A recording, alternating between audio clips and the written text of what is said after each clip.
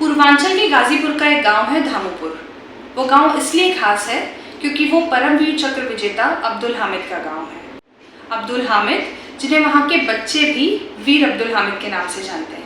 और जब हम उनसे उनकी कहानियाँ पूछते हैं तो वो ये बताते हैं कि वो हमारे बाबा थे जिन्होंने पाकिस्तान के 7 टैंक तोड़े थे। उन बच्चों के पास अब्दुल हामिद की बहुत सारी कहानियाँ हैं। जुनैल हसन वीर अब्दुल हामिद के बेटे हैं। वो जब अपने पिता को याद करते हैं तो उनकी आंखें डबडबा जाती हैं। वो कहते हैं, मेरे पिता ने कहा था कि सर्वोच्च सम्मान सेना में परमवीर चक्र होता है और उन्हें वही हासिल करना है। धामूपुर में वीर अब्दुल हामिद की प्रतिमा लगी है और जब कोई उस प्रतिमा की सीढ़ियों को चढ़ने की कोशिश करने लगता है तो बच्चे उन्हें रोक देते हैं और बोलते हैं, पहले चप्पल उतार लीजिए, क्योंकि वीर अब्दुल हामिद की हम सब गांव वाले बहुत कद्र करते हैं। उनकी प्रतिमा तक भी कोई चप्पल पहनकर नहीं जा सकता। कि आप मुझे वही कहानी बताइए कि कैसे ये किताब के बारे में सोचा और कैसे किताब बनाने का वो हुआ। मेरे पापा परमवीर चक्र की किताब लिखी जा रही है, लिख के कंप्लीट हो गई है लगभग। और इस बुक के आधार पर मेरे पापा की फिल्म बनेगी। बुक का टाइटल है मेरे पापा परमवीर, ठीक है जी। और इस बुक का विमोचन करने के लिए मेरे ख्याल से मैंने समझा कि मैं माननीय मोहन भागवत जी से जो है इसका विमोचन कराएंगे तो इस बुक की वैल्यू बहुत ही ज्यादा बढ़ जाएगी जी।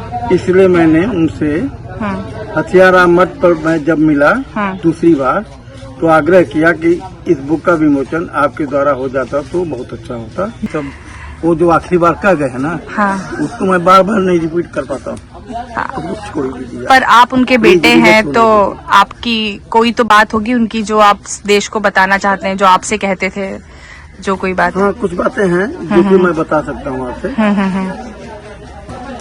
जब भी मेरे पापा छुट्टी आते थे घर पर तो हम लोग आपस में मिलिट्री के बारे में भी चर्चा करते थे जी। और मैं उनसे पूछता था कि मिलिट्री में किस तरह होता है, क्या ट्रेनिंग होती है, कैसी ट्रेनिंग होती है जी। और जो बहादुरी से मरता है, बहादुरी से शहीद होता है, उसको क्या क्या अवार्ड दिए जाते हैं। तो मेरे पिताजी ने बताया कि देखो मिलिट्री के अंदर जो सबसे बढ़िया काम करता है, जो सबसे ज्यादा अच्छा काम करता है उसको परमवीर चक्र दिया जाता है और जो उससे नीचे काम करता है उसको महावीर चक्र दिया जाता है और उससे नीचे वालों को वीर चक्र दिया जाता है। तो मैंने पापा से बोला कि पापा आप जब भी दिल में ऐसा आता है कि हम भी कुछ करें तो मेरे पापा ने यही मुझसे कहा कि मैं भी चाहता हूँ कि मुझे परमवीर चक्र मिले और मैं देश के लिए कुर्बान हूँ। आप कितने बड़े थे उस वक्त? मैं 15-16 साल का था। 16 साल के थे जी। तो जब कैसे आपको खबर मिली कि पिताजी की शहादत की? देखिए, हमारे पिताजी 10 सितंबर को शहीद हो चुके थे और उस समय ट्रांजिस्टर के जमाना था और पेपर, ये दो ही चीज था जिससे लोगों को हर चीज का पता लगता था जी। तो पेपर में और ट्रांजिस्टर के माध्यम से जो न्यूज आता था उसमें मेरे फादर का नाम आने लगा था जी। लेकिन ये कंफर्म नहीं हो पा रहा था कि वही हैं। मेरे दादाजी ने मुझसे कहा कि देखो इस तरह से नाम आ रहा है। कई लोगों ने मुझसे पूछा कि अब्दुल हमीद का नाम आ रहा है कि बहुत बड़ा काम किया है उन्होंने, इस तरह से टैंक तोड़े हैं। तो हमने कहा कि दादाजी उनके नाम के बहुत लोग होंगे, हम कैसे कंफर्म करके वही हैं।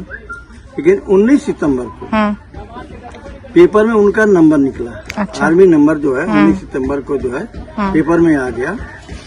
उस पेपर को जो है हमारे गांव के एक सम्मानित बाबू साहब थे, हरिहर सिंह और शिवराम सिंह जी, ये दोनों लेके बाजार से आ रहे थे।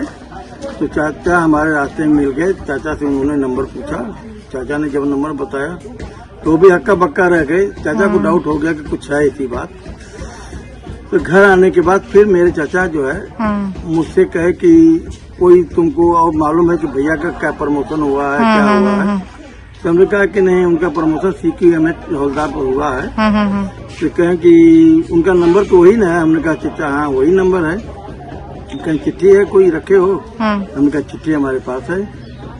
तो चाचा हमसे मांगने लगे चिट्ठी। तो हमने कहा कि चलिए हम लेके चलते हैं। लेकिन हमको मना करने लगे। अंधेरे का लाभ उठा करके जहाँ पे वो पेपर था वहाँ पर जब गए तो मैं भी पीछे पीछे चला गया।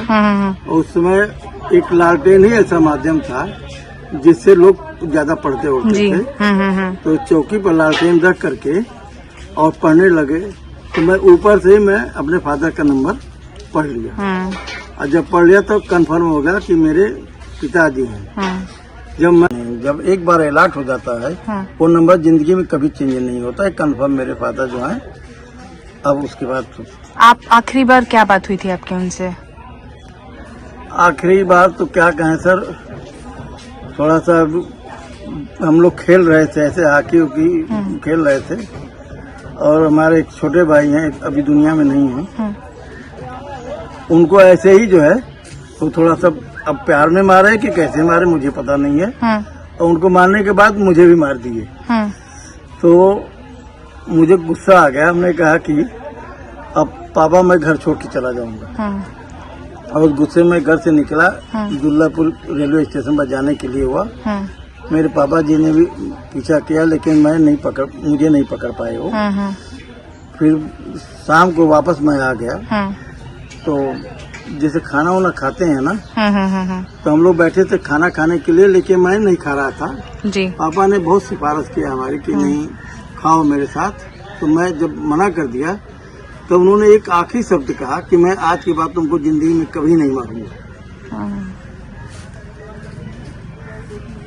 और यही क्षण है जो मेरे आंखों में आंसू आ जाते। अगर आप ये वीडियो YouTube पर देख रहे हैं तो हमारे चैनल को सब्सक्राइब करें और बेल आइकन को दबाना ना भूलें। अगर आप Facebook पर ये वीडियो देख रहे हैं तो हमारे पेज को लाइक करें।